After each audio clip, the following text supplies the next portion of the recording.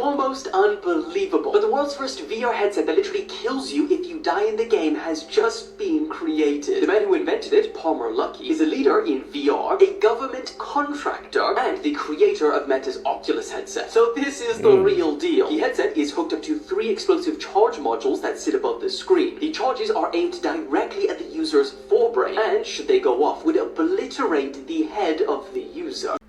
This is why you should never trust strangers you meet on vacation. When Ben and Louise Dalton take a trip to Italy with their daughter Agnes, they befriend a charming British family that persuades them to visit their remote country estate in England. And the Daltons are hesitant to accept the invitation at first, but they decide it might just be the trip they need.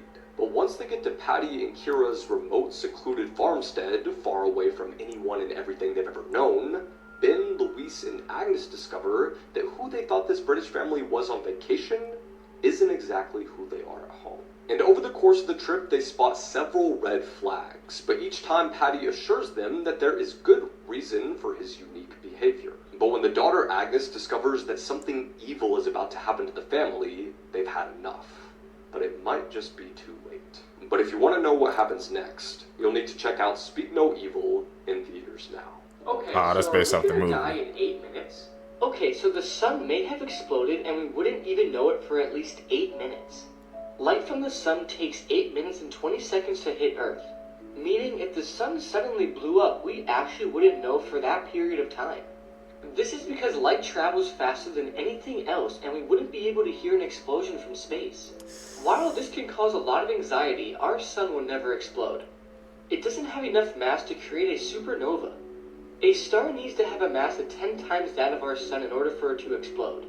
If the sun were to explode, it would take around 134 days for the shockwave to reach Earth. But the neutrinos and radiation travel at the speed of light and would reach us in 8 minutes and we would all die. So realistically, we can all die in 8 minutes at any given time in our life, because we would have no idea that the sun exploded in that time. This is extremely scary, not only because we would all die, but because it's completely out of anyone's control. Celebrities who changed They their were spitting. looks after becoming the famous Doja But the Cat. thing is, like, Before. peekaboo to, like, what's next. So, like, once you see it from the front, like, that. And now. Who made it? Wow. Wow. Okay, so something a little different. So, what was your inspiration for tonight? Wow. Wow. Wow. Sam Smith. You would have thought the more that you travel, the more okay you get with flying, but I'm finding it really hot. And now.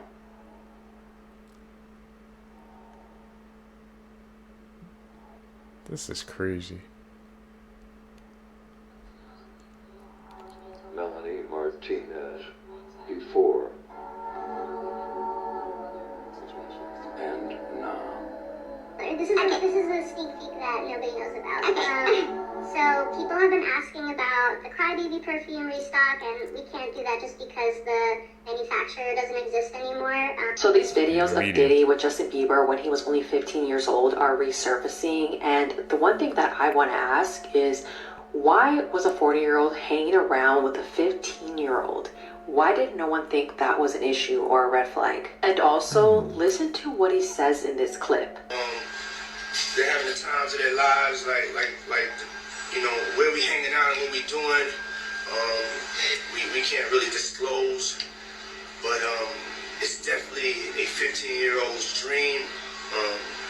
You know, I have been given custody of him. You know, he signed to Usher. I had legal guardianship of Usher when you know he did his first album. I did Usher's first album.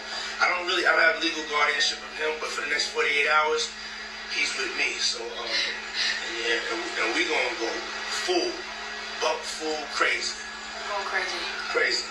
I'm taking this out tonight. What you wanna do? What you wanna do over the next 48 hours? This is literally the definition of grooming, and Justin, who was only 15 here, he was new to the industry and definitely very impressionable. Now that all these new allegations of Diddy have been exposed, it makes watching this video so much more disturbing. Now, this next video of Justin Bieber with Trey Songz and Odell Beckham years ago at one of Diddy's parties is questionable. I'm not gonna say anything, but you let me know what you think you saw down here.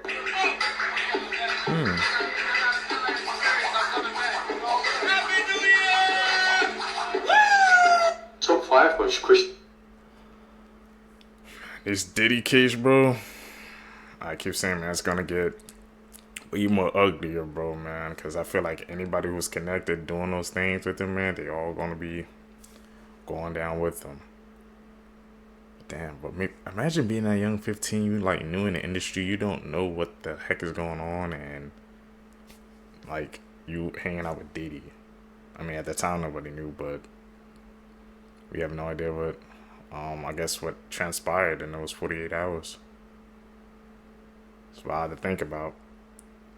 Do you guys think who else is gonna get exposed, man, being connected to Diddy, bro? We got the mayor of New York, they get exposed too, so this is insane. Christian countries in the world by highest percentage of Christian adherents.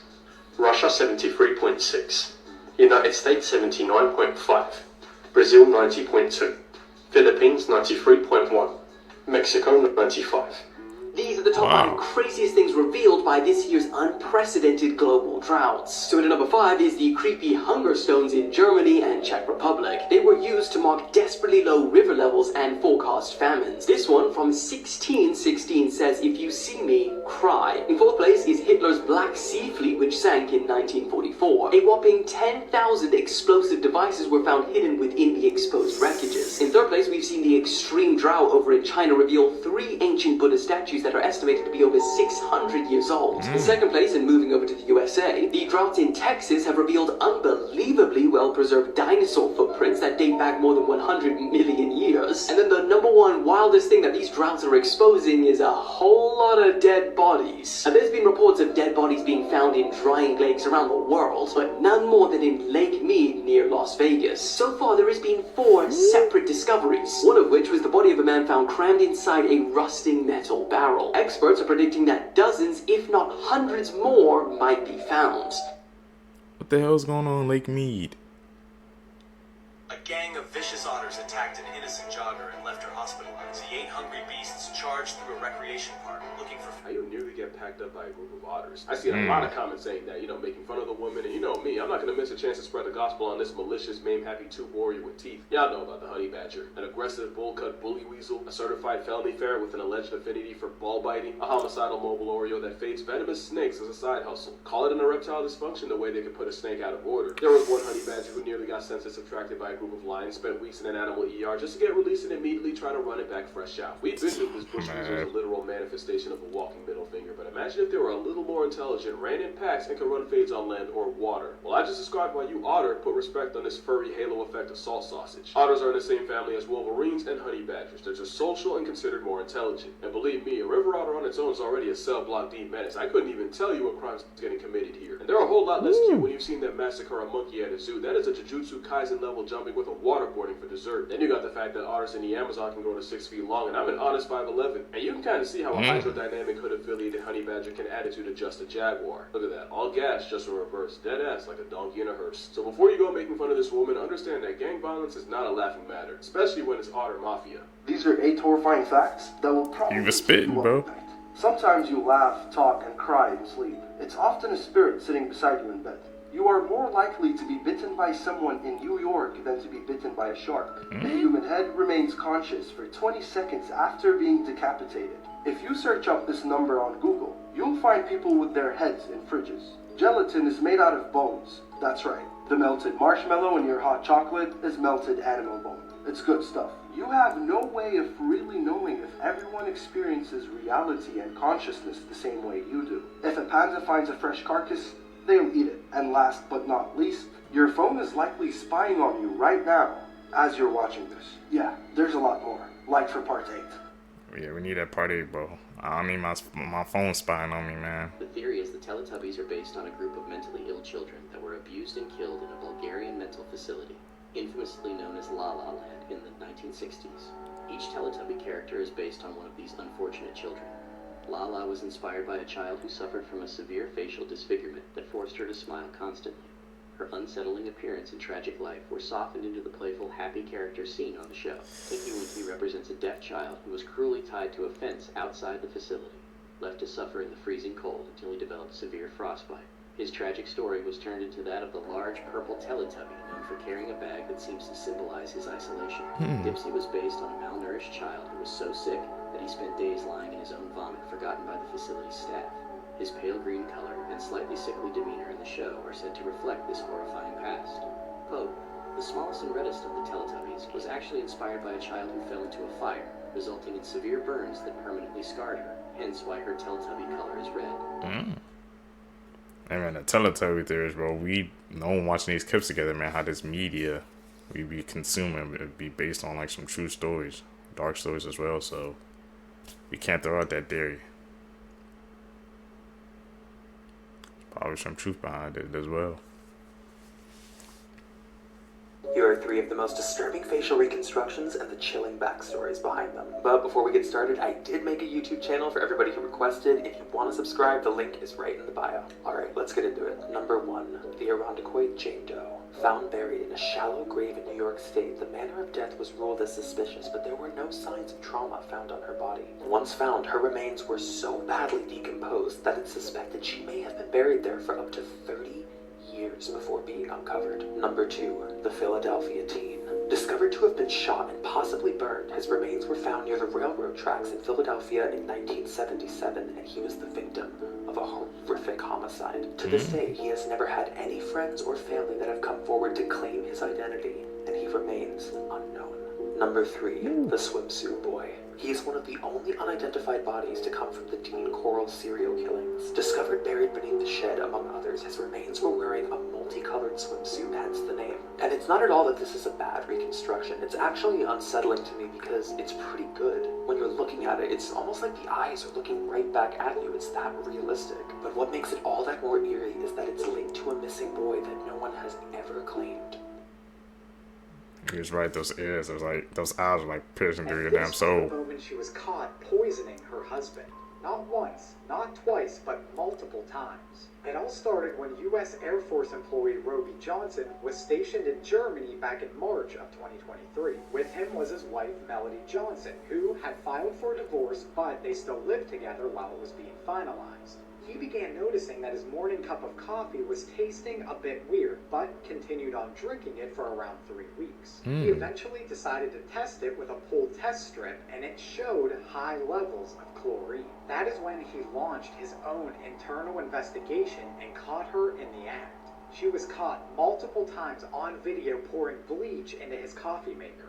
Now, he didn't want to raise any alarms in Germany, so he waited, kept pretending to drink the coffee until they were back in Arizona in June. While back at the Air Force Base, he recorded her doing it yet again and reported it to police. Now, they told him the evidence wasn't quite clear enough, so he decided to enhance his setup. More and better cameras disguised as smoke alarms, which caught her clear as day. 4K. She was arrested, and he fully believes that she was out to get his life insurance money. Imagine living with someone for months knowing that they are actively trying to kill you. Horrifying urban... That is chilling, man. Like I said, she already filed for divorce and stuff like that, but... And they showed the video the first time, they said they get more clear evidence. I'll be like, what the heck? Like, what's more clear than that? Like you said, you're literally living with somebody for months and they trying to take you off the board for some money, man. Root of all evil.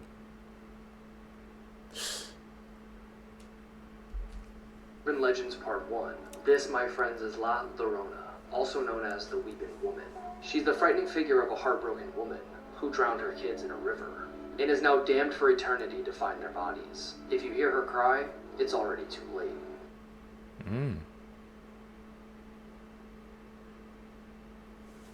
That's a creepy, freaking scary story.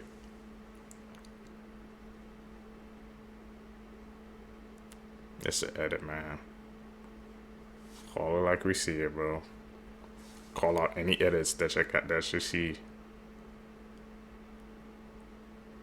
Times when companies dissed others, part 3. In 2001, Coca-Cola announced they sold 4 more times than Pepsi. So Pepsi, being salty, decided to create this whole ad of a boy going to a vending machine, getting 2 Cokes from the vending machine, just so he can stand on the cans and get a Pepsi. Oh. They are honestly ruthless for this. Next, in 2014, Mercedes made a commercial showing how a chicken can keep their head still while their bodies move, saying Mercedes can do the same thing with their car stability. However, the car company Jaguar saw this and decided to make almost the exact same commercial.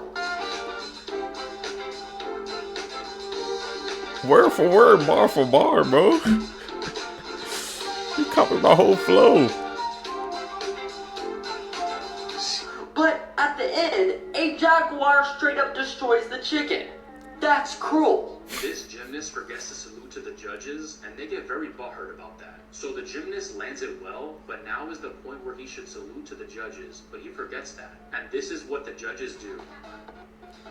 As you can see, they took it really personally. Do you think he can be forgiven? 2024, He just should. not even crazier, part 16.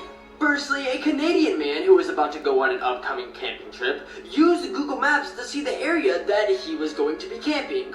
Well, while on Google Maps, the man discovered this, and experts believe that the man just discovered a very possible ancient meteor impact while on Google Maps. The fact that he found this using Google Maps is wild. Next, also in Canada, a woman who was at a barbecue started playing with these water guns with a child.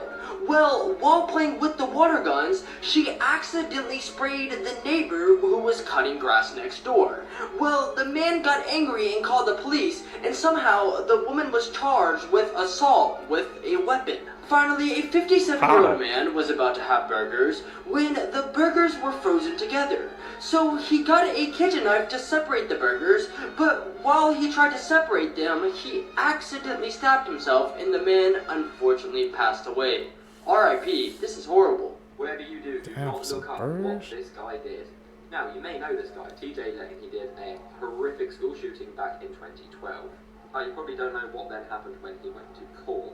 For one, you could see him with little to no remorse in the court, smirking, smiling, along with a shirt he was wearing which had the word killer written on it. The lawyer then whispered to him to basically make a statement and tell him what to say. When TJ then said something you would never imagine after doing this, he basically said, "This hand that unalived your families now pleasures to the memory." I can't show the video of this for obvious reasons and I can't talk too much about it on here, but the full video is on my YouTube link in my bio. But what this guy did is absolutely horrific, and the fact he then went and did that in court as well, like, what is wrong with people?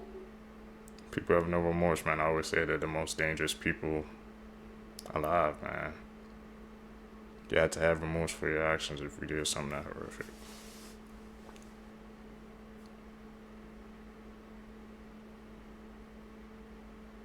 That's definitely not it. You can see it right there. It is almost unbelievable, but the world's first VR headset that literally kills you if you die in the game has just been created. The man who invented it, Palmer Luckey, is a leader in VR, a government contractor, and the creator of Meta's Oculus headset. So this is the real deal. The headset is hooked up to 3 explosive charge modules that sit above the screen. The charges are aimed directly at the user's forebrain, and should they go off, would obliterate the head of the user. He said he created it because only the threat of serious consequences can make the game feel real to you and every other person in the game. He even says that he wants to work on an anti-tampering model that cannot be removed or destroyed. So if you decide to put it on, there is no bloody going back. Thankfully, this headset is not commercially available yet. Who wants a headset that can just freaking fry your brain, man? People, I'm telling you, man, this technology, they're taking it like a step too far, bro. Technology is supposed to be used to help to improve life, not take it away. I'm trying to put an anti-tampering on so you can't even take it off. Like, you really trying to lock you into that? Who getting that VR? Cause I sure as hell ain't. So why do these places make you feel that way? These are called liminal spaces. They are literally the threshold between 2 realities. For example, a rest shop is a place between where you started and where you're going. These places are not meant for you to stay in very long. So you feel a sensation of reality shifting when you stay in those places for longer than you normally would. The same goes for schools during summer break or laundromats at night, and I think you got my point. Rest stops, man. It's a place between dimensions How now? to summon the Feeling Man. It is said that if the Feeling Man finds you worthy, he'll grant you a wish. If deemed unworthy, he'll curse you with depression and a lot more. To summon the Feeling Man, we'll have to get a mirror. The mirror will be neat to place on the floor in an empty room. Make sure you're seeing the reflection of the feeling in the mirror when placed on the floor. With a lamp or candle, you say the word, "Feeling Man, I am worthy," 20 times. The Feeling Man will eventually appear in the mirror. You look into the mirror and you say, "Feeling Man, I am ready for my wish." You wait for a voice that says, "Be careful, if the Feeling Man finds you unworthy, your face will look like this in the mirror, disoriented." Should I summon the Feeling Man tonight on live? No, I don't play with Ouija boards. I don't do none of those summoning games. Does a photo Keep that like bad this make energy you feel away. uncomfortable? Or something like this? This phenomenon is known as the Uncanny Valley. Introduced by Masahiro Mori in the 1970s, the Uncanny Valley refers to a phenomenon where our brains can register that something is very close to human, but we're also aware that something's not quite right. It's the in-between, where we can process that something looks like a person, but it's not a person, and it causes feelings of distress. Believed to be an evolutionary mechanism, which is also not exclusive to just humans. The Uncanny Valley is where we perceive these things to be a threat, or not of us, and it can cause feelings of panic. One of the most well-known modern examples of this was actually an early test screening of Shrek in 2000, where Fiona was rendered as very hyper-realistic. So realistic that it surpassed the threshold of comfort in cartoon and moved into the Uncanny Valley. The children actually became so panicked at this screening, they were reported to be crying at the movie anytime she came on the screen. The entire film had to be halted and she was re-rendered. I'm not sure if this was the actual earliest version of Fiona that made it to the screening, but to put this in context, the one that made it to worldwide theaters is right above. But I did happen to find this monster from some of the early test footage of Shrek. The Uncanny Valley is still a widely unstudied phenomenon, but it continues to become more and more pervasive in entertainment as well as our modern animation. Uncanny Valley. It's a couple of those faces. I'm like, yeah. Disturbing facts you Damn it. didn't want to hear, part 2. Many doctors say that the most common last words they hear are, "I don't feel so good." Most laugh tracks you hear in TV shows were recorded in the 1950s, meaning that the people you hear laughing are probably dead. During the French Revolution, it was said that the guillotine had to be used multiple times to get the job done. The reason that planes shut off their lights right before they land is so that passengers' eyes can adjust to the dark just in case there's a crash. This is so if the power goes out during the crash landing, they can better find an escape route. I never knew that, bro. But you actually come out looking much worse. Well, that's exactly what happened to 29-year-old Kayla Cannon. She was born with congenital ptosis, which is basically a condition where your eyes droop, and she wanted to fix this problem, so she went to a specialist, and then she came out looking like this. Kayla decided to get this procedure done with Dr. Harvey Chip Cole, who's located in Atlanta. This doctor made a ton of mistakes during this procedure, one of them being removing half of her eyelids, which caused a lot of tightness and left her looking like this. After the botched surgery, Kayla had a serious infection and could barely close her eyes because of how tight they were. And she had to undergo 7 additional surgeries to correct the damage, and she was left with these permanent scars. Kayla's devastated because she feels like she went through this procedure only to look worse than what she did, and this is the first time that this doctor did something like this. This is another patient who was also botched, and she came out right after Kayla spoke out about this doctor, and the crazy thing about this is that he is still practicing. How is he still practicing after two botched surgeries, bro? They tried to get that to, I guess, they wanted to fix themselves, or they just wanted to look better, I guess, for their self-esteem, and look what happened. Don't trust these surgeons out here, seekers. Telling you that nobody ever saw something.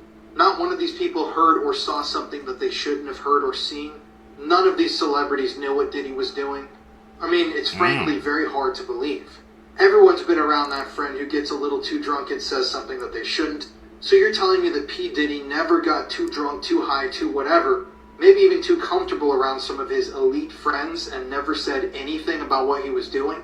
I mean, for decades, P. Diddy has been a hardcore sexual predator, running a massive sex trafficking operation, that has involved many, many minors. And still, nobody ever heard or saw a single thing.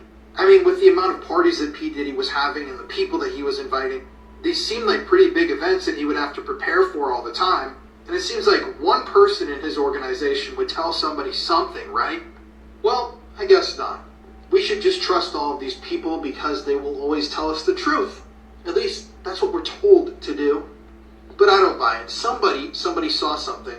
And I think that there's a silence in Hollywood because not only are people complicit in this stuff, but there had to have been many, many dozens, if not hundreds of others who saw the signs, who saw the victims leaving P. Diddy's place, who were told things over drunken or stoned conversations, who just sat idly by the side and did nothing. And honestly, it doesn't get more disturbing than that. Just food for thought. That one get taken down. Found in people's houses, part 1. Up first, a married couple moved into a new house when they decided to rip up the carpet and get a new one. But what they found underneath the carpet is absolutely terrifying. Underneath the carpet was a pentagram, which is a symbol of the devil and devil worshippers. This is extremely scary because the previous homeowners were definitely doing satanic rituals. Next up, a homeowner decided to move a mirror in his house when he discovered a camera behind it. There was a specific hole cut in the wall for the camera to fit, making you think whoever put it there did it to spy on the people living in the house. This is so chilling and disturbing, I would immediately move out. Yeah, especially at the first house. Saw that pentagon? I'm out. Deuces, bro. That property is cursed, man.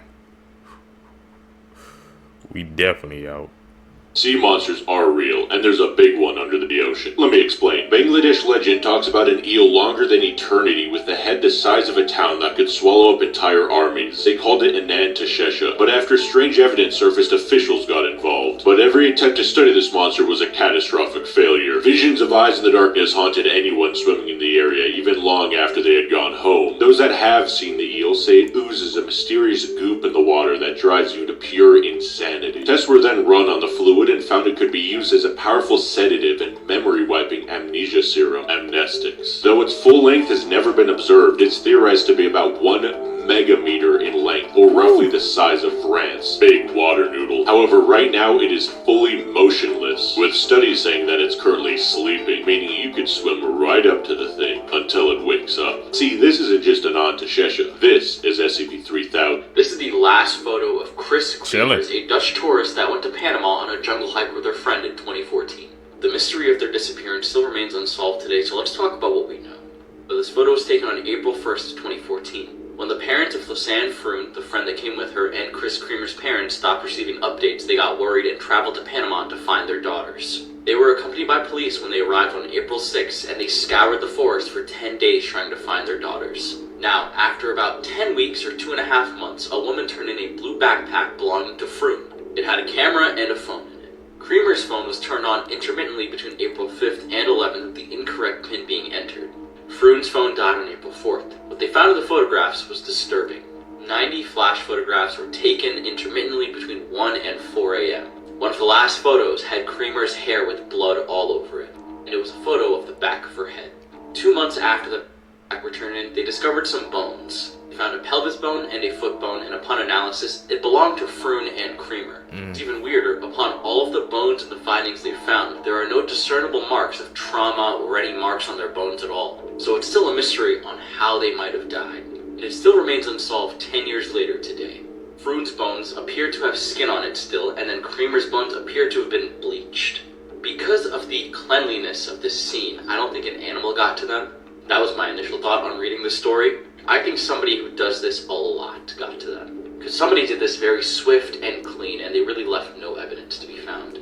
This story is one of those cases that keep me up at night. Let me know what you guys think about this case in the comment section below, and as always, these videos are for informational purposes only. Here are some That'll keep me up at night. actually want to hear. Alright, firstly, Spain has pre-approved a law that gives pets equal rights as humans. So by law, if you see a pet on the street, you have to treat them the same way as a child. Next, do you all remember the Success Kid meme? Well, from this meme going viral, this young boy was actually able to pay for his father's kidney transplant that was over $100,000. Now, believe it or not, but archaeologists actually found the real tomb of Santa Claus. And yeah, it might not be the Santa Claus you're thinking of, but the original one. His coffin was found under a Turkish church. Moving on, Portugal has made it illegal for bosses to contact employers after work hours. When is this going to go global? And finally, the dodo bird went extinct in the 17th century. However, after a DNA breakthrough, scientists say this bird could come back to life in the next couple of years.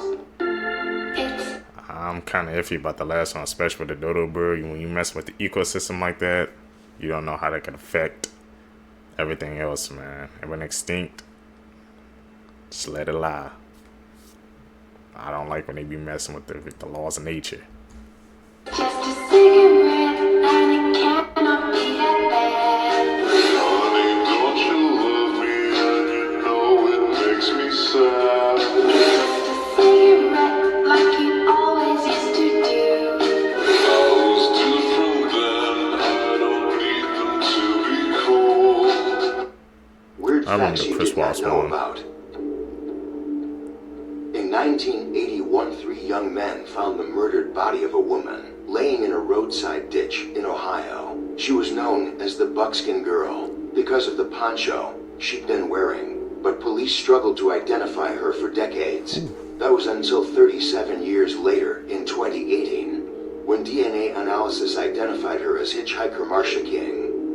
Her mother had still been living in the same house, with the same phone number, never giving up hope that her daughter may return home one day. Marcia's murder remains unsolved, but the case is still open. In a form of doping known as boosting, wheelchair athletes with spinal injuries will sometimes intentionally injure themselves. Below the waist, they cause their bodies to respond by raising blood pressure, thus enhancing their performance. Techniques include clamping down on a catheter to overfill the bladder, breaking toe bones, and administering electric shocks to the legs, feet, and testicles. Boosting has been completely banned by the International Paralympic Committee since 1994. This is the story of the Silent Man. Interesting. In 2014, a 51-year-old man in the UK named David Hampson decided to stand in the middle of a busy road and block the traffic. The incident was then reported and police officers arrived at the scene to see what was going on. But when they tried to talk to David to get him to move, he wouldn't say a word and just stood there, so they arrested him. From his arrest to when he was brought to court, David still remained completely silent and wouldn't even talk to his lawyer. Although since no one knew his motives and he hadn't actually hurt anyone, David was let go soon afterwards. But all he did was just go back to that same street and stand there, silent, once again. And he committed this same crime over and over again for the next 7 years, never saying a word to anyone. Even though he was jailed multiple times, every time he was released, he would just go back to that same street and do the exact same thing. All the doctors who are trying to help David failed because he refused to speak to them. And it was reported that the only time anyone had ever heard him speak was when he was giving food and water, and he said thanks. Finally, in 2020, David was given 3.5 years in prison for his actions and is still yet to speak to anyone on why he did it. Why was he silent, bro? Why was he not talking? That's the real question we need to be asking. He got 3 Here are the 5 creepiest years for things not kids talking. have ever said. And before I tell you these, I feel like I'm obliged to say, I'm so sorry. First up, we've got monster under the bed. One night, a young girl couldn't sleep because apparently there was something under her bed. When her parents came into the room to say go back to sleep because there's nothing under her bed, she replied with, I know. He's behind you now. Like, I'm sorry. Next up, a 4-year-old girl was found in the bathroom by her mum with all of her Barbies. But she was making them float face down in the bath. When the mum asked what she was doing, she replied with, the man in the wardrobe told me if I didn't do it, it would be my turn to swim face down. Next up, a 3-year-old boy was softly singing in a room while colouring in a picture. His mum actually stopped to listen because she'd never heard the song before. When she asked where he learnt it, he said the lady in my bedroom sang it to me. And finally, a 5-year-old asked his mum when he was going to be 23. His mum said in 18 years' time, and he replied with, well, I hope I don't die again, as that was how old I was the last time I went to heaven. Tell me which story made you go, what the fuck, the most, and share this with friends, just creep them out because you're a good person. Now everyone with me. Elon! The the last one for sure. Blew my 5 mind. days ago, these two girls made a TikTok saying they found a dead body in the morning. But the thing is, they weren't lying. 2 girls from Texas, aged 17 and 16, made a Snapchat of them stealing jewelry off of the dead body of a man they found in a drainage ditch. In the video, Bethany Martin, the 17-year-old, took the necklace off of the man's corpse and gave it to her friend who was recording. The younger teen told police that she put the medallion on her own gold necklace because it matched her fashion style. Both girls have been charged with theft to a human corpse, and police believe the man's death was a suicide. If y'all saw that, why would you take the duty seekers? You gotta call that in report, man. Why do people just think about themselves, man? This world nowadays is just unbelievable to think about.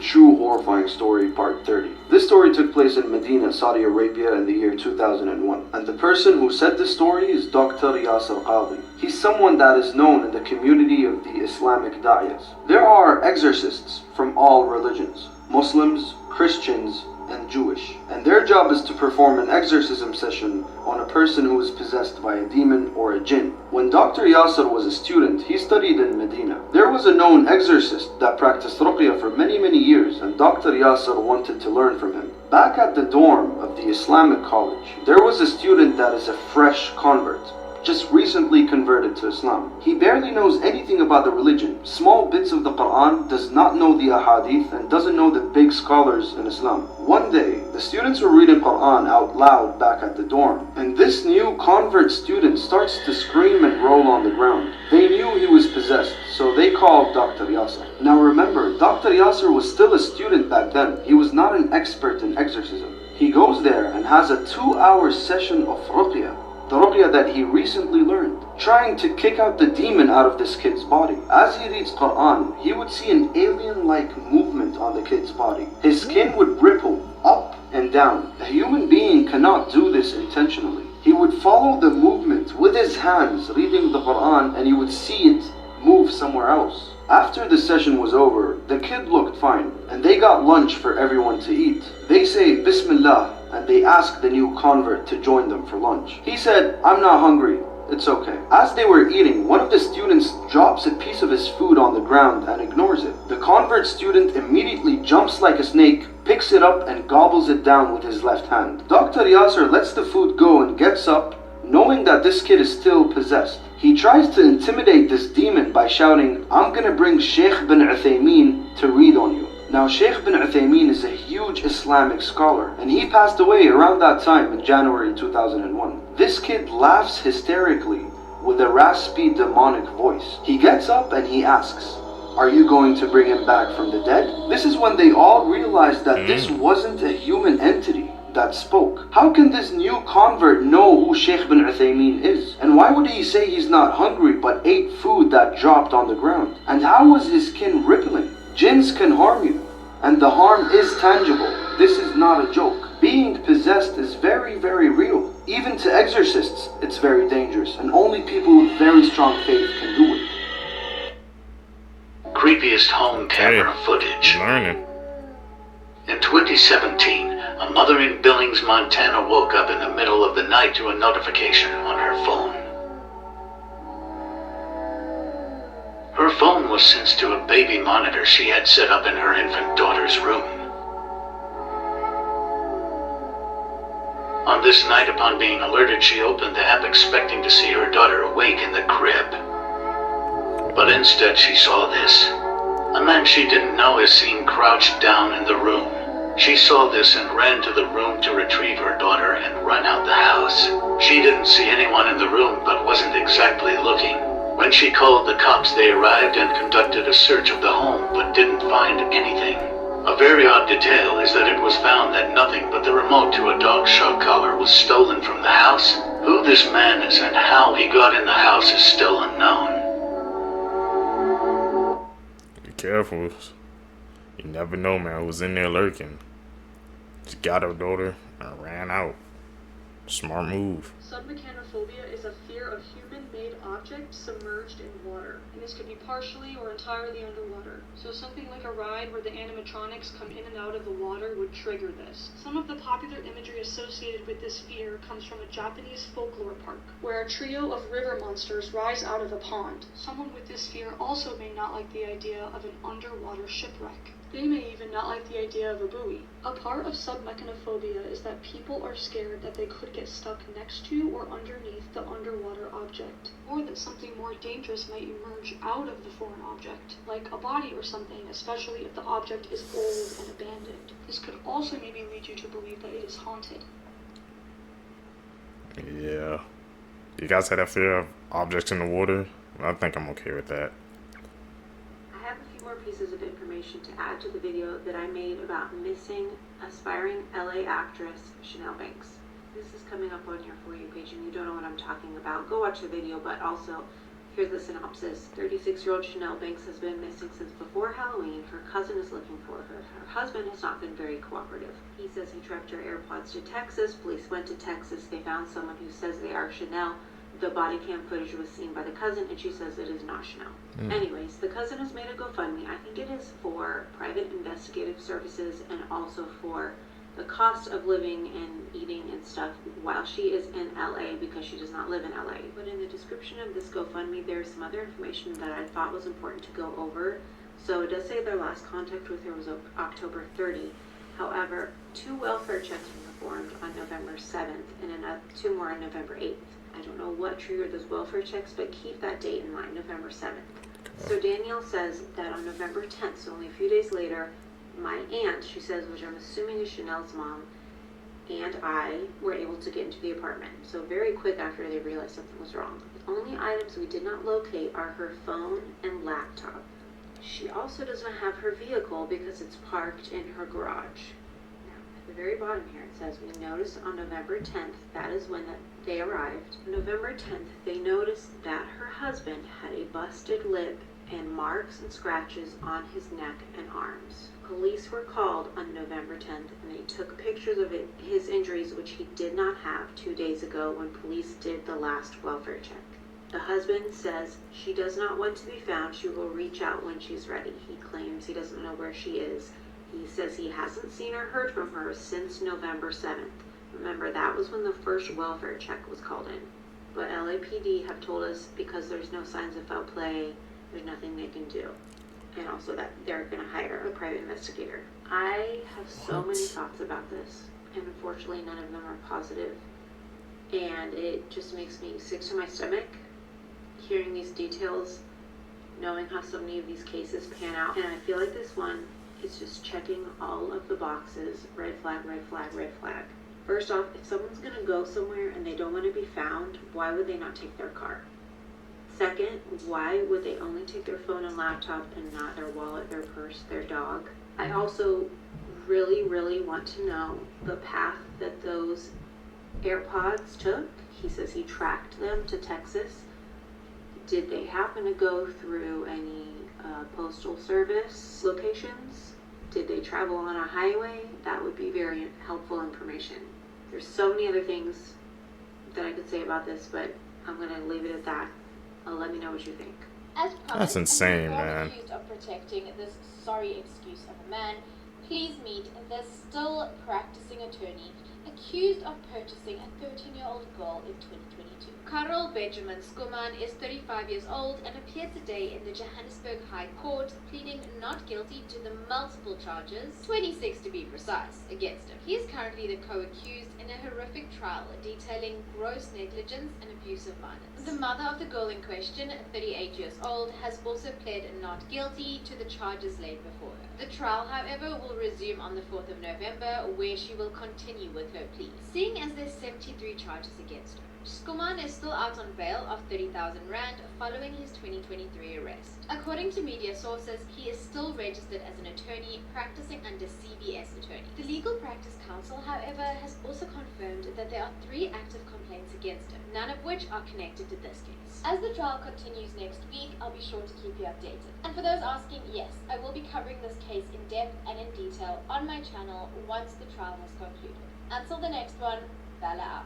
The popular girls at school People befriended need help, this bro. quiet, nerdy girl who ended up unaliving them. Christine Paula was diagnosed with alopecia, so she was bald and had to wear wigs. She also had to wear these really thick glasses, so her appearance made her the target of relentless bullying. She even had to change schools and started attending Clear Lake High School, where the bullying continued. Two of the more popular girls in school, Rachel and Tiffany, noticed that Christine was being bullied and befriended her. And they gave her one of those like early 2000 movie style makeovers, you know, when they like take off like the nerdy girl's glasses and realize she was beautiful all alone. The makeover was so drastic that Christine was voted Miss Irresistible by her classmates, the same ones that were like just bullying her. Christine, Rachel, and Tiffany were best friends. They did everything together, but unfortunately Rachel and Tiffany were a year older than Christine, so when they graduated, Christine was back to not really having any other friends. So she kind of fell into the wrong crowd. It was also around the same time that Christine started dating 21-year-old Chris Snyder. The two had like a really toxic relationship and started abusing hard substances together. And Tiffany and Rachel did not like their friend's new boyfriend. They like weren't into hard substances. They would occasionally be at parties where like lettuce would be floating around, but the stuff that Christine and Chris were doing was much harder. So on July 18th, 2003, 17-year-old Christine and 21-year-old Chris planned to go to Tiffany's house just to steal some lettuce, but instead started shooting at everyone that was in the house. The couple fired at least 40 rounds, unaliving Rachel, Tiffany, Tiffany's boyfriend Marcus, and his cousin Dee. And this massacre would go unsolved for years, until an anonymous tip came in that led the investigators to the names Chris Snyder and Christine Paula. And no one wanted to believe that Christine could be involved in any way. I mean, she was supposed to be Tiffany and Rachel's best friend. Like, it didn't make any sense, but it was sadly true. Christine was found and brought into custody at a motel that she was hiding out at that was filled with hundreds of needles, and she was sentenced to life in prison. Chris Snyder was never able to be brought to justice because he unalived himself when he found out that the police were finally after him. Christine never apologized or gave any motive to why she unalived her best friends, even though Tiffany and Rachel were the first people to ever show her any kindness. Now it's widely believed that she was just bitterly jealous of them because of how effortlessly beautiful and popular they were. Let me know all of your thoughts, theories, questions, and case suggestions in the comments. This is jealousy. It drives you to do unspeakable things, man. We witnessed that firsthand. If you have that in your heart, just let it go. probably one of the most chilling unsolved cases I've ever come across. This is Christine Walters, and in 2008 she was a student at the University of Wisconsin. She was a good student, and she had a very pleasant way about her. It was very easy for Christine to make friends, and she just had this personality that would draw people in.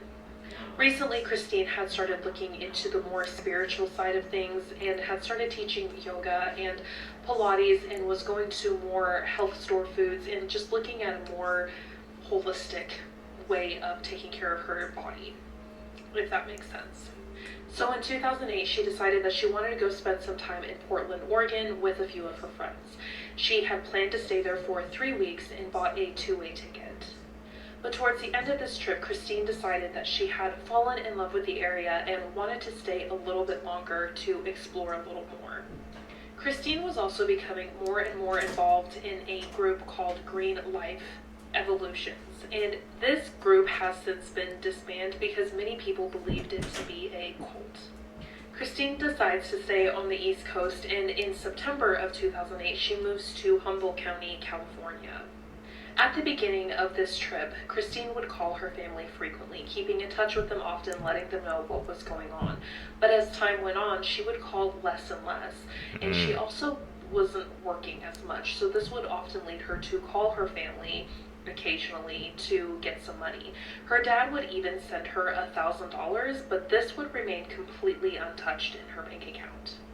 A few weeks before Christine disappeared, she called her mother, and allegedly this was a concerning phone call. Like, her mom was really worried about her and asked her to come back, but Christine told her mother that she was going to be just fine and decided to stay longer. Then on November 7th of 2008, Christine takes part in a cleansing ceremony where they all drank ayahuasca-infused tea. For those that don't know, ayahuasca is not a legal substance here in the United States, and it is a hallucinogenic. Christine stays with the group of people who were part of this cleansing ceremony until November 11th of 2008. That's when she leaves Arcata, California, because that's where this all took place. It was in the morning hours of November 11th, 2008 that Christine shows up on a couple's property on their front porch. She has scratches all over her body and her feet are basically raw from running through the woods all night long. She was covered in blood. But not only that, she was scared and completely nude.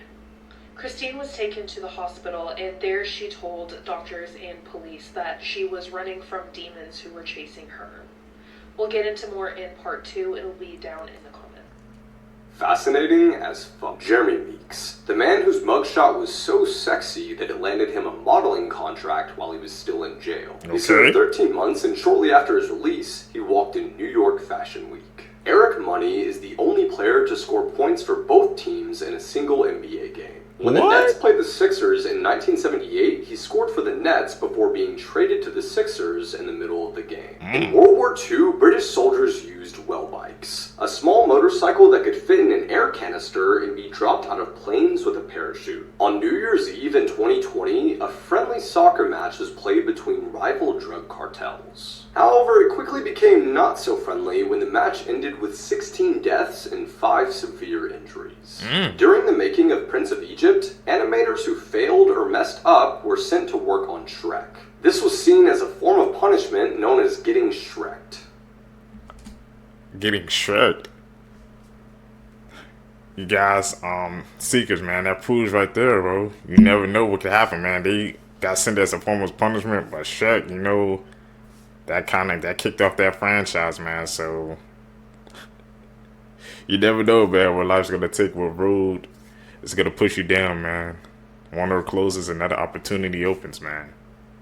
But that's crazy, man. I heard about that fashion guy, you know, who was in jail, but they liked him so much he became like a, I guess, big fashion star icon. I ain't kind of believe it at first, but it confirmed it. Tap in with us, man. This mother and her 10-month-old baby were murdered by the cartel. 16-year-old Alyssa Perez was found deceased holding her 10-month-old baby, Nicholas, in a ditch in Tulare, California. Officers arrived to the home around 4 a.m. after someone called police about a large number of gunshots. When they entered the home, they found another victim in the doorway, and there were 3 more bodies inside, including an older woman. All the victims were murdered by a gunshot to the head, and 2 other women actually survived by hiding in a nearby trailer. It's been said that Alyssa tried to run away with her baby, but then she was found and murdered. Investigators believe that this was a gang-related attack and that they were trying to send a message. But after further investigation, police records revealed that the week prior, a search warrant was done on the property and guns, marijuana, and meth were found, which is why they concluded that this crime was drug-related. Police also mentioned that the manner and swiftness of the killings suggested that the men were experienced in murder. So it was What targeted. was the Cincinnati Crawler? In 1974, the Johnson family in Cincinnati noticed a couple of weird things happening in their home. Their 14-year-old daughter, Claire, would complain of seeing glowing eyes outside her window at night, and the feeling of being watched. One night, the youngest son, Timmy, was laying in bed in the dark when he felt the family dog jump onto his bed. Except that when he went to pet it, it wasn't the dog, but the Cincinnati Crawler, who immediately fled the scene. Till date, police think that the Crawler is responsible for the disappearance of 4 other boys in the area. While some believe that he was an escaped convict, others believe that he was actually the victim of human experiments that may have been conducted by the family's dad. However, we only know what he looks like from a photo Claire snapped before he escaped, leading many to wonder. We need to talk. The Cincinnati Crawler. What the hell? And it's kind of weird that he's never been caught to this day, I'm guessing. Like, imagine, yeah, you think it's a dog you petting, and it's a whole person, man, just in your house wearing that type of mask. How would you guys respond? That's just something you don't even think about, man. How the hell did he get in a house? These are questions, man, we need to be asking ourselves. talk about this photo, because Josh Maddux was found inside this chimney with his knees bent over his head, and he had been there for 7 years. But what happened to him, and how did he end up stuck inside a chimney for that long? Allegedly, Josh went out on a walk one day and completely disappeared, until one day a builder from Colorado Springs wanted to demolish his old abandoned cabin, and that's when Josh was found curled up and mummified inside the chimney. But the strange thing is, even though his body was found with his knees bent over his head, there were no injuries or broken bones. The coroner who performed Josh's autopsy believes he crawled up the chimney himself, and he curled up in that position to protect himself from something. But this case gets even more bizarre from here. Not only was Josh found in such an unnatural position, but he was found only wearing a thermal suit. The rest of his clothes were in the cabin neatly folded. So why would he fold up his clothes and then crawl up the chimney? The chimney also had a heavy steel mesh grate built into it, so it would have been impossible for anyone to slide back down the chimney. Many people disagree, but this terrible incident was eventually ruled as an accident, even though we'll never truly know what Josh wanted to protect himself from by crawling up the chimney. Follow for more. Was that an accident?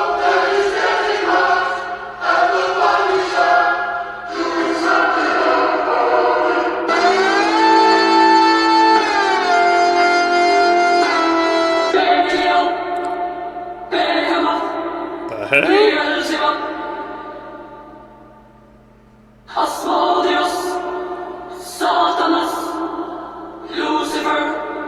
If you're thinking about ignoring your gut instinct, don't. Here are 3 reasons why you should trust it. BuzzFeed user Vodka Sunshine said that when she was in college, there was this really cute guy in one of her classes. A week or 2 in, they had to work together on a small project, and she was pretty excited about the opportunity to get to know him. After speaking to him, though, she got a really bad vibe from him, but nothing specific that she could put her finger on. She said that she lost all attraction to him and knew that she should keep her distance. A month or 2 later, their teacher announced that the guy had been arrested for murdering a girl he was dating. Reddit user Helios21 said that he was at a club on a boardwalk with some buddies in Puerto Rico. He said that he just didn't feel right and he told them that they should leave. They fussed and moaned, but eventually they all left. Before they even hit the parking lot, a massive shootout broke out inside the club. The front door guy was shot to death and a few of the people inside were as well. It was literal pandemonium, people screaming and running everywhere. The ride back to their place was quiet, but they all knew they got really lucky that night. Reddit user BreakTD said that over 20 years ago when he was 17 or so, 2 of his buddies came to pick him up to get the night started. He got in the back of their car, but as soon as he sat down, he had a feeling of impending doom rush over him. He said that he had never felt that feeling before, and never felt it since. He immediately asked to be let out with some excuse and said that they would catch up later. He got out, and he said the feeling quickly faded, so he went on about his day. About 2 hours later, he catches up with some other friends, and they immediately tell him that the 2 friends that came to pick him up earlier were involved in a major car accident. Both were seriously hurt and in the hospital. The accident happened about 10 minutes after they tried to pick him up. They both survived. The car did not survive though. It was struck in the passenger side rear right,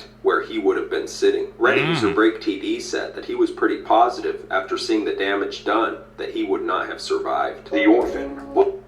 Hey man, we gotta trust our gut feelings, because they, even though you know some people may try to knock and be like, oh, you don't know what you're talking about, but no, your gut feeling, like if you feel something that's not right or you feeling vibe is off or something, just trust it. As it was shown here today, man, it can literally save your life. Was based on a real story. In 2007, a 33-year-old Czech Republic woman named Barbara Skrylova used her rare disease, hypoparathyroidism, to pose as a 13-year-old girl and trick 2 sisters, Clara and Katerina Marova, into adopting her. She quickly took advantage of the schizophrenic sisters and manipulated them into joining a cult called the Grail Movement, which promoted child abuse and cannibalism, amongst other aberrations. Barbara soon got jealous of Clara's biological children and schemed to get rid of them. She broke things and pinned the blame on the 2 children and convinced the 2 sisters that they needed to be punished in the form of torture. Eventually, a neighbor caught the signal of a wireless camera and reported them to the police, but not before Barbara posed as a 12-year-old girl called Annika and got adopted by another family, fleeing the country. Eventually, she was caught and extradited to the Czech Republic. But did you know that she pulled that off 2 times? How the hell does she do that? get there. Honey, don't you love me and you know it makes me sad. If you've seen enough of my videos, you probably think you know what's in that suitcase, but you're wrong. In May of 2004, several pieces of luggage washed up on a shore in Virginia, each case containing the body parts of an unidentified person. Immediately, an investigation was launched, and a facial reconstruction of the body led to Melanie McGuire. Melanie, who was having an affair with her boss, had purchased a gun and shot her husband Bill multiple times. She then dismembered his body, packed it into 3 separate suitcases, and dumped them into Chesapeake Bay. Whoa. And on July 19th, 2007, at the age of 34, Melanie McGuire was convicted of first-degree murder and sentenced to life in prison. So a crime? Like, what the heck? Cameron realized he was sentenced to 24 years in prison. Cameron was a normal 18-year-old boy living in Tampa, Florida in 2018. He had also recently graduated high school, and to congratulate him, his parents got him a black Ford Mustang. Damn. On May 23, 2018, Cameron and his brother Tristan had gone to a local gym. While they were there, they had also run into an old friend of theirs named John Barreneau. Once they were done at the gym, all 3 of the friends got into their cars. Cameron and Tristan were in the black Ford Mustang, while John was in his own car. As they approached a street light, both of the cars were side by side, and that's where they got the brilliant idea to do some street racing. Both of the cars sped up very quickly, reaching over 100 miles an hour. Sheesh. At the same time, a mother and her young child were crossing the street. Unfortunately, the cars were just going way too fast in order for her to make it across the street in time. Her name was Jessica, and her daughter's name was Lilia. And unfortunately, it was a direct hit. John was able to swerve past her, but unfortunately, Cameron ended up hitting her head on. All Cameron could do was watch Jessica and Lilia's bodies fly into the air as he hit them. Moments after the crash, Jessica's husband David Romanel passed by in his own car. At the time that he was passing by, he had no idea that his wife had just been involved in a major accident. He noticed there was a huge crowd of people looking at the accident, but he just wanted to get home and hope that no one had gotten hurt too badly. David then tried to call his wife, but she wasn't answering, and when he went home, she wasn't there either. He then figured that she must have seen the accident, so he went to go see for himself. And when he got there, that's when he noticed that his wife and baby stroller was right there in the middle of the street. Immediately, chills went down his spine when he realized that his wife and daughter had been the victims of this horrible accident. Unfortunately, Jessica passed away the same day as the accident, and Lilia tried to fight, but she passed away the following day. Immediately, both Cameron and John were charged since they were the ones driving. John took a plea deal and was given 6 years in prison with 15 years of probation. Cameron took an open plea, but to his surprise and his family's surprise, he was given 24 years in prison. And right away, people were absolutely torn about this decision. The judge believed that Cameron had shown no remorse, and he also had a history of racing recklessly. Meanwhile, supporters of Cameron believed that the punishment was way too harsh, considering that he was 18 years old when the entire thing happened. And today, he's still in prison.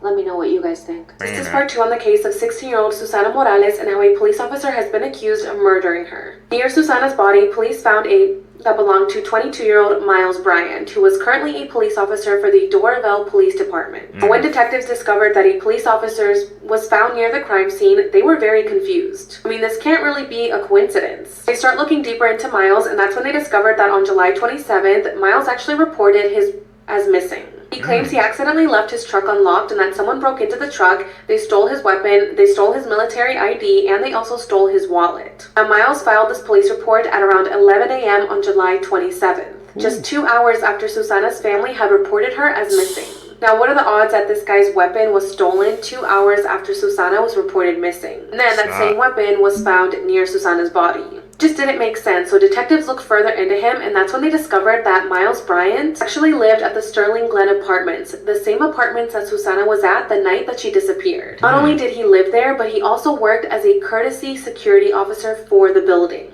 Now, all of this is no longer a coincidence, so on February 13th, 2023, 22-year-old Miles Bryant was arrested and charged for the murder and kidnapping of 16-year-old Susana Morales. He was also accused of filing a false police report since he claims that his weapon was stolen, but in reality it wasn't. When Susana's family heard that a police officer was arrested for her murder, they just couldn't believe it. They said that a police officer being involved was the last thing that they ever suspected. They never thought to themselves, oh, maybe a cop did it. Like, this was just so surprising. Family says that they had no idea who Miles Bryant was and that they don't believe that Susana knew him. Police have also come out and said that they haven't been able to find any type of connection between Susana or Miles Bryant. This possibly is a stranger-on-stranger crime. So this is what police think happened. The night of July 26, 2022, Susana Morales did leave the Sterling Glen apartments at around 9:40 p.m. Then, somewhere between 10 p.m. and 10:30 p.m., detectives believe that Susana encountered Bryant and that he possibly offered her a ride home.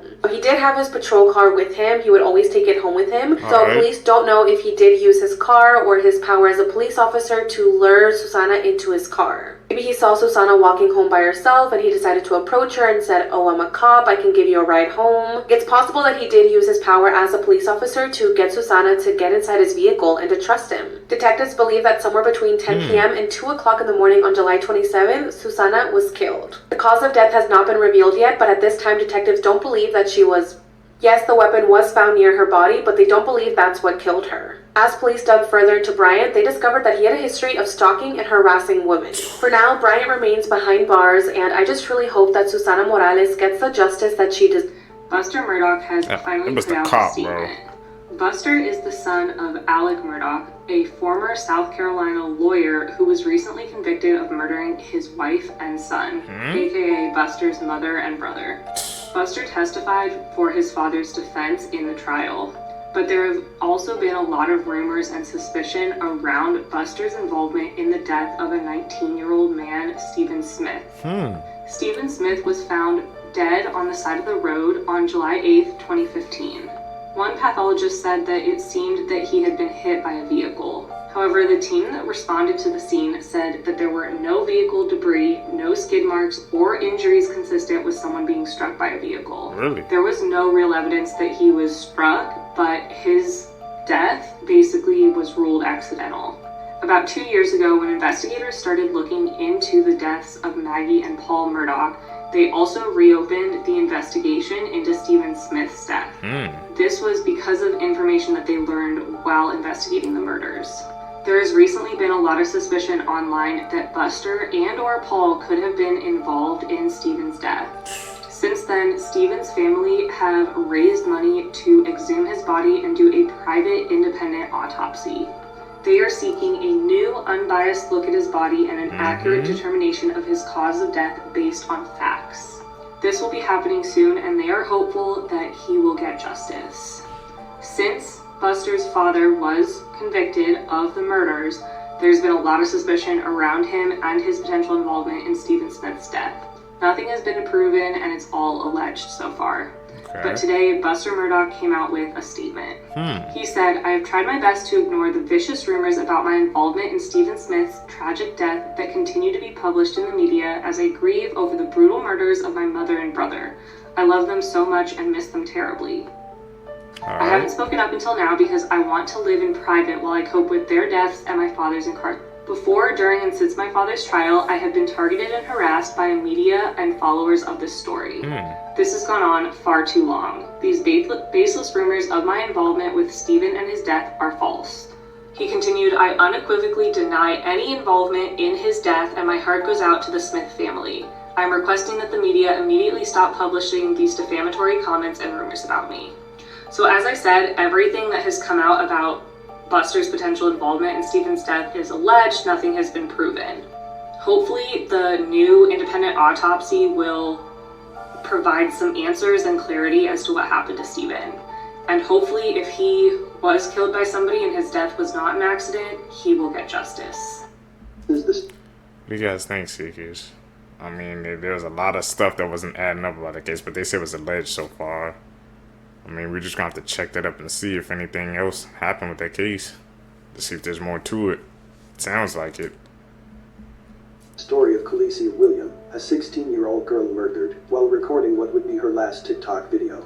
Disclaimer, the video is to bring awareness to Kicia Williams' story and meant to cause no harm. Please pray for the friends and the family of the victim. Atlanta, Georgia, gained national news in 2020 after a horrifying death of a young girl. In December 2020, Kicia Williams, a 16-year-old high school student, received an invite to a party that was going to be held at an Airbnb. This party would be chaperoned by an adult. Kilicia's stepfather, Ronnie Savoy, encouraged her to go to the event since she had been confined to her house since the lockdown due to COVID-19. Okay. Supposed to be at an Airbnb with a couple of more friends from school and the mother. They'd have done this once before, so we was a little comfortable of letting her go the second time. And we spoke to the mother, and she said she was going to be there. April Smith, Kilicia's mother, agreed with her daughter getting some time out of the house and enjoying herself. The chaperone informed Kilicia's parents that the event would be an Airbnb party for children, and that she would be responsible for everything.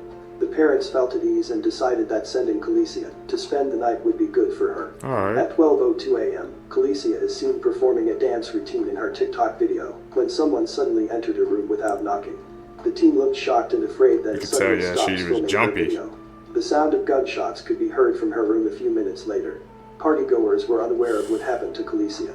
Two guys discovered Kicia on the floor of her hotel room. They carried her to the elevator while holding her from behind and supporting her legs. As of 12:27 a.m., authorities had been notified about an earlier disturbance at Hyatt Regency. Following their arrival, the cops went to check on Kicia. She wasn't breathing and had no pulse. She was then transferred to the hospital, where she remained for some time. The medical staff tried to save Kilicia's life but were unsuccessful. The 16-year-old was pronounced dead in the hospital. Kilicia's parents called the chaperone to check on the well-being of their child, but were only informed about their child's death 8 hours after she passed. It was a shock to Kilicia's parents to learn of what had happened to their daughter. They were enraged because the chaperone had failed to tell them sooner of the occurrence. The hotel room was in her name, so I feel like she should be held accountable for my daughter's death as well. They didn't learn the group was staying at a Hyatt Regency until they received a horrific call the next day. Like, this is the morgue. And I was like, the morgue? They was like, yes, ma'am. They was like, well, we're waiting on your daughter's body to come through. What the fuck? I'm like, whoa. Kilicia's parents say that call didn't come until 8:45 a.m. The teen was pronounced dead at 12:23 in the morning. Kilicia's parents were also unaware that the party had moved to Hyatt Regency Hotel instead of the Airbnb that was previously discussed. The parents felt like the chaperone should be held accountable for the tragedy that happened to their daughter, since she took responsibility for the safety of the children at the party, and her parents only allowed Kicia to attend the party on the assurance that the chaperone would look after her. The Atlanta Police Department reports that Kicia knew her attacker. Anthony Grant, the police spokesman of the Atlanta Police Department, reported as follows. Preliminary investigation suggests that the victim was inside of a room at the Hyatt Regency with a juvenile male companion. A verbal dispute occurred between both parties which resulted in the juvenile male fatally shooting the victim. The juvenile is a 16-year-old boy, but identity is being concealed. The 16-year-old boy was taken into custody by Atlanta police and taken to Atlanta Police headquarters for additional questioning. At this time, the boy admitted to shooting Kicia after they got into a heated argument. Police then arrested the boy and charged him with felony murder, aggravated assault, and possession of a gun by someone younger than 18 years of age. The defendant is now being tried in an Atlanta court pending the court's ultimate judgment. Kilicia's parents also hold the hotel staff responsible for her child's death, and they protested outside of the Hyatt Regency Hotel along with supporters to express their outrage at the hotel's negligence that resulted in their daughter's death. Serial killer facts that will haunt your nightmares. Part 4. Researchers used AI deepfake technology to compile the faces of every serial killer into one man. Dude looks like a psychopath. If you look anything like that, you're probably a serial killer. Serial killer Ed Kemper was friends with the police officers who were investigating his murders. They all hung out at a bar together called the Jury Room. His nickname was Big Ed, and when he confessed to them, they thought it was a joke. Jeffrey Dahmer once made a drink laced with sleeping pills for a guest, but accidentally drank it himself. He later woke up to find that his soon-to-be victim had robbed him while he was sleeping. In 1906, a Moroccan murderer was sentenced to be walled up alive after he was found guilty of killing 36 women. His cries for help were heard for 2 days straight before he went silent. That's scary. Accused of slaughtering the 4 Idaho University students appears in court in shackles. His mother and sister arrived for the brief hearing arm in arm, their faces masked. His father, also wearing a mask, was a few steps behind them. When Bryan Kohberger entered the courtroom here in Pennsylvania, his eyes went directly to his family members seated in the front row, dad, mom, and two sisters, all holding tissues. Kohberger listened intently to the judge, even responding verbally with answers like, "Yes, I have," "Yes, I understand." Now, when he was led out of the courtroom, he did look back at his family and mouthed the words, "I love you." Kohberger will be flown back to Idaho to face justice, and that could happen as soon as tonight. Public defender Jason Labar represented Kohberger. These are Serial Killers vs. Their Police Sketches, Part 1. Up first is Dennis Rader, also known as the BTK Killer. Rader killed at least 10 people, and each time committing the murders by first binding and torturing the victims. Rader was actually the one to accidentally tip his own identity nearly 25 years after his crime. This is what his police sketch looked like. I don't think it looks like him at all. Next up is Ted Bundy. He is known as one of America's most infamous serial killers. He was responsible for at least 30 sexual assaults, kidnappings, and murders. Bundy was also known to escape police custody, which he did multiple times. This is what his police sketch looked like, and I don't know if it looks like him or if it doesn't. It don't. Those pictures did not match up at all. So let me tell you about the lady who was dead in her apartment for 2 years before anyone ever noticed. It was this lady named Joyce Vincent, right? She was from the United Kingdom. Not much is known about her death at all. Eventually, the London police department went to go and take back the apartment because she hadn't paid rent in 2 years. They were gonna go in and kick her out. She never came to the door, so they decided, okay, we're gonna get a key and we're just gonna come in and move your stuff out ourselves, right? So they opened the door, and when they walked in, it looked normal. I mean, it was pretty clean. It was some stuff in the house. There were presents that were unwrapped, like Christmas presents. This is in July. June, July, Yeah. They keep looking around, and they found her laying on the floor by her bed. But the worst part about that to me, right, is that Damn, I gotta find a part 2 to that. I'm telling you, people feared this man. Hi, my name is Ethan, and trigger warning, this is a dark case. Everyone knows Richard Ramirez and the crimes that he committed in 1984 to 1985. However, one thing that I did not know was how demonic he truly was. Reports stated that he had a hard drug addiction, and that is why he broke into homes and unalived individuals. But what was really interesting is not only did he have a fascination with drugs, but he also had a fascination with Satan. His method for unaliving people was very different, as each time was not the same. To give an example, he stomped a girl while she slept. He shocked another girl with an electrical cord, unaliving both. His fascination with Satanism was so strong that not only did he write symbols at every crime scene, but he also made some individuals swear to Satan before they took their last breath. Needless to say, he was sentenced to death in 1989 and then passed away in 2013 while in jail. That's crazy, man. To make a person do that before you do the unthinkable, that's just a different type of person altogether, man. World was a dark place, man. Can be. This man lived with the body of his murdered girlfriend for days before he was arrested. The crazy thing was, he was completely innocent. Let's talk about the crazy and tragic case of Ryan Waller. On Christmas Day 2006, Ryan Waller and his girlfriend Heather Kwan failed to show up to his parents' house for Christmas dinner, which they found very out of character. Concerned, they called the police and just asked them to do a wellness check on the couple. When they arrived at the house, they found Heather dead from a gunshot wound to the head, and Ryan was still alive, but he had a really bad black eye as if he'd been punched several times. Assuming this to be a domestic fight gone way too far, they swiftly put Ryan in the back of their car before examining the crime scene further. They brought in medics to look at Heather, while Ryan was left waiting in the car without anyone looking at his black eye. The police then took Ryan in for questioning and photos, and for a long time the questioning officer struggled to understand what Ryan was saying, as he wasn't making a lot of sense in his statements. Amongst all the strange things that Ryan was saying, he then told the officer that he was shot in the eye, to which the officer told him that couldn't be true because he wouldn't be sat here, he'd be dead. Throughout this strange interview, Ryan kept insisting that he was tired and he just wanted to go back home and go to bed, which the officer told him he was not going anywhere. The interview went on for ages with Ryan not able to string full sentences together, but he did mention some key things such as his former roommate Richie Carver shooting him, but this was ignored amongst the other random things that he was coming out with that didn't make sense. 6 hours after the police first found Ryan and Heather, the officer finally decides to move in closer and take a look at Ryan's injuries. His demeanour then changed from cold to caring as he began to realise that Ryan had actually been shot in the eye, and he called for a medic as he uncuffed him. Ryan was then rushed to hospital where he lost both his eyes and a large part of his brain after it was confirmed he was shot in the face twice. The police eventually did arrest and convict the former roommate Richie for the murder, as well as his father Larry who helped with the attack.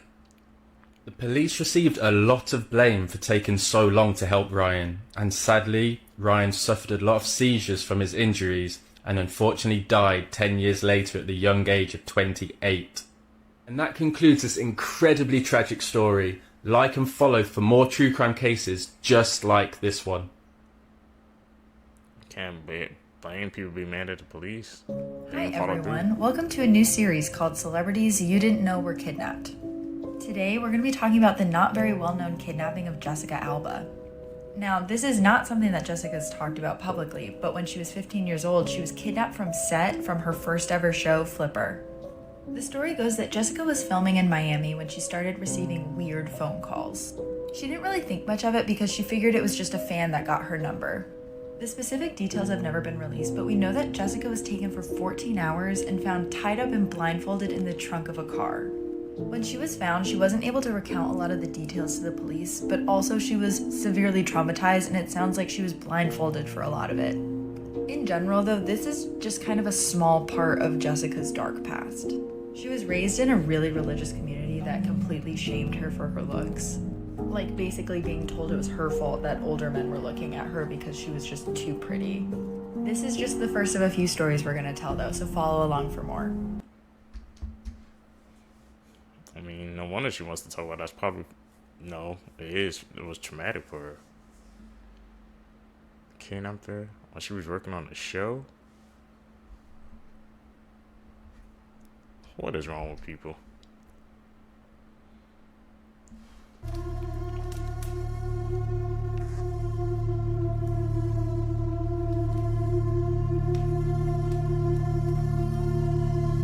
What you trying to pick up?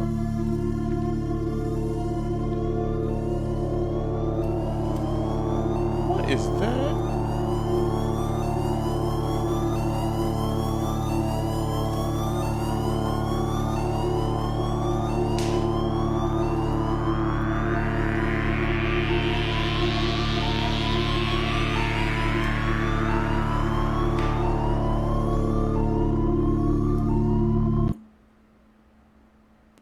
Like he was just freaking spazzing Is out. everyone dead? When you die, your brain is said to live on for 7 minutes and recreate your memories in a dreamlike state, flashing your entire life before you. Because time moves differently when we're awake than when we're asleep. 7 minutes can feel like 100 years. Stephen Hawking actually stated that if we find the God particle, the world could end in a day, and in 2012, we discovered it. What if the world did end in 2012, and we've been living in our consciousness? Could that be the reason why, ever since the year 2012, the world has gotten so much weirder? And maybe everyone is actually living in their consciousness, so...